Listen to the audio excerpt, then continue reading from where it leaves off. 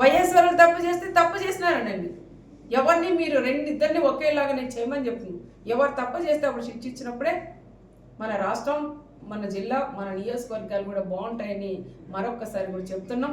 307 పెడితే కూడా ఆ కేసులో ఉండే ముద్దాయిలు కూడా అరెస్ట్ చేయకోకుండా బయటకు పంపేయడం అది ఎంతవరకు సహజమో ఒక్కసారి అందరూ కూడా ఆలోచన చేయాలని ప్రత్యేకంగా మా మంత్రి గారైన మా హోమ్ మినిస్టర్ గారికి కూడా నేను ప్రత్యేకంగా కూడా తెలియజేసుకుంటూ, రేపు వచ్చే జగన్మోహన్ రెడ్డి వస్తారు, వచ్చి ఆయన పని ఆయన చేసుకొని పోయే దానికి మేమందరూ కూడా సహకరిస్తాం. ఎందుకంటే చావుదానికి వస్తున్నారు, చనిపోయింటే వాళ్ళని పరామర్శించేకి వస్తున్నారు కాబట్టి మేము కూడా అడ్డుకునేంత అలాంటిది మాకు కూడా లేదు. మా నాయకుడు చంద్రబాబు నాయుడు గారు కూడా మాకు మంచి లైన్లోనే నడిపారు, కానీ అడ్డదారిలో మా నాయకుడు చంద్రబాబు నాయుడు గారు మమ్మల్ని నడిపిలేదని ప్రత్యేకంగా కూడా తెలియజేసుకుంటూ, ఏదైనా వైఎస్ వాళ్ళు తోపు బ్రదర్స్ ఏదైనా రెచ్చగొట్టి మాట్లాడితే వాళ్ళ మీద వెంటనే పోలీస్ డిపార్ట్మెంట్ కూడా యాక్షన్ తీసుకోవాలని ప్రత్యేకంగా నేను కోరుకుంటాను. ఈ ప్రాంతాలంతా కూడా చాలా వరకు నలిగిపోయినాం, మళ్ళీ మమ్మల్ని నలిగిపోయేలాగా చేయొద్దండి అని వాళ్ళు కూడా మరొక్కసారి నేను పేరున వాళ్ళు కూడా తెలియజేస్తూ సెలవు తీసుకుంటాను.